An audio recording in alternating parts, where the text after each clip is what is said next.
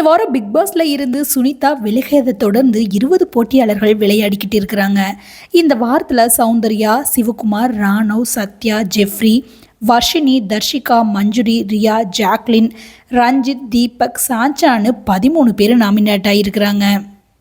இந்த நிலையில் நேற்று நடந்த எபிசோடில் சாப்பாட்டு விஷயத்தில் அன்ஷிதாவை மறந்துட்டு ஆண்கள் அணியினர் ஏதோ ஒரு டிஷ்ஷை பங்கு போட்டு சாப்பிட்டாங்க. இதனால் தன்னை மறந்துட்டு சாப்பிட்டது குறித்து அன்ஷிதா சண்டையிட்டாங்க. முதல்ல ஆண்கள் அணியினர் தாங்கள் செஞ்ச தவிர மறைச்சாங்க. பின்னாடி முத்துக்குமரன் மற்றும் தீபக் அன்ஷிதாவிடம் இருந்து மன்னிப்பு கேட்டுக்கிட்டாங்க.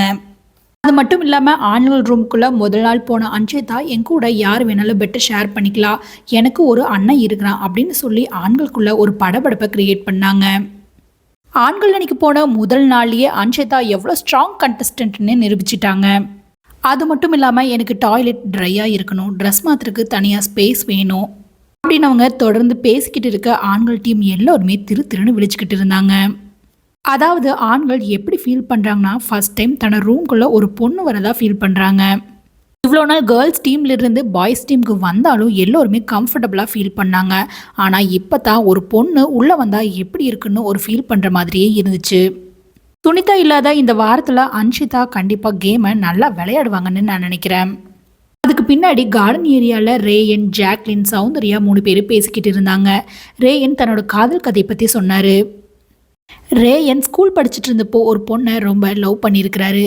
வீட்டில் முதல் கொண்டு எல்லாத்துக்கிட்டையுமே தன் மார்க்கு 1100க்கு மேலே வாங்கிடுவேன்னு சொல்லிக்கிட்டு இருந்துக்கிறாரு.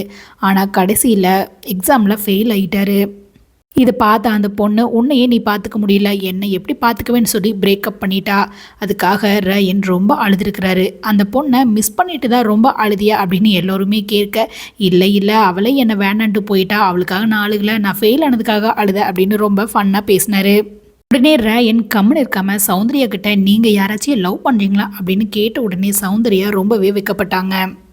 முதல்ல விஷாலுக்கும் சௌந்தர்யாவுக்கும் நல்லா கெமிஸ்ட்ரி ஒர்க் அவுட் ஆகிட்டு இருந்த நிலையில் சௌந்தர்யா கொடுத்து விஷால் பேசுனதுனால 2 பேத்துக்குமே கொஞ்சம் கேப் ஆயிடுச்சு. சௌந்தர்யா வைக்கப்பட்டது பார்த்தா பிக் பாஸ் வீட்டுக்குள்ளேயே சௌந்தர்யா யாரோ லவ் பண்ணுறாங்க. மேபி அது ரேயனா இருக்கலாம். ஒவ்வொரு சீசன்லேயுமே லவ் கண்டென்ட் இருந்துக்கிட்டே இருக்குது. ஆனால் இந்த சீசனில் தான் லவ் கண்டென்ட் எதுவுமே இல்லை. சௌந்தர்யாவும் ரேயனும் லவ் கண்டென்ட்டாக மாறினா நல்லா தான் இருக்குன்னு நான் நினைக்கிறேன். நீங்கள் என்ன நினைக்கிறீங்க? மறக்காமல் கமெண்ட் பாக்ஸில் சொல்லுங்கள்.